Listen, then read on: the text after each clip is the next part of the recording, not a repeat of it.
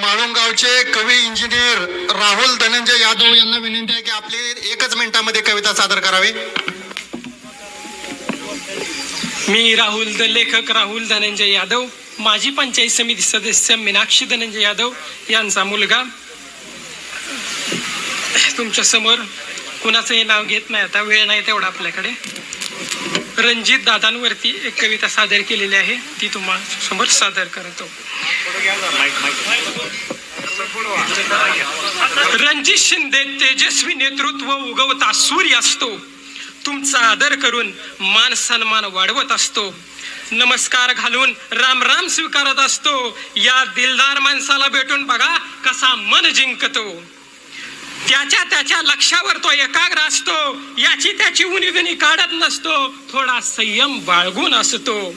उच्चम पुच्चम करून दुसऱ्याच्या ताटात नाक खुपसत नसतो. स्वतःचा हिशोब स्वतः लावतो, दुसऱ्याला चॅलेंज करत नसतो.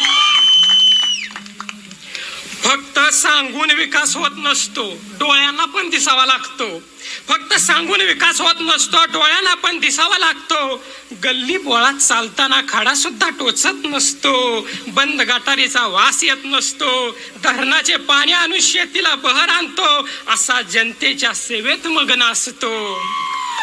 शेतकऱ्यांचा ऊस योग्य दरात यांच्याच कारखान्याला जातो. पोरांना रोजगार मिळतो, रुग्णांचे मोतीबिंद काढून आरोग्य दूत बनतो. म्हणून तर यांचा बाप 6 वेळा आमदार होतो.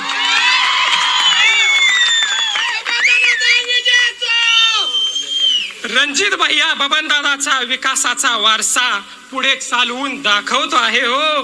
बाहेरच्या माणसाचे कर्तृत्व सांगून दुसऱ्याच्या जीवावर आम्ही मतदान मागत नसतो. युवकांना प्रोत्साहन व प्रेरणा देणारा युवा नेता गावोगावी गाजत असतो. असेच विरोधकांचे धाबे दणानून सोडत असतो. माता भगिनींचा पाठीराखा होऊन हाकेला साथ घालत असतो. तीर्थक्षेत्राची वाई घडवून आणत असतो. भाषणात त्वऱ्यात बोललं पाहिजे हो, पण दिलेल्या आश्वासनाला आमचा तर माणूस जागतो. मतदार राजा सफरचंदाचे बटन दाबून भरघोस मतांनी रणजित भैयांना निवडून देत असतो. रणजित भैयांना आमदार करत असतो. धन्यवाद.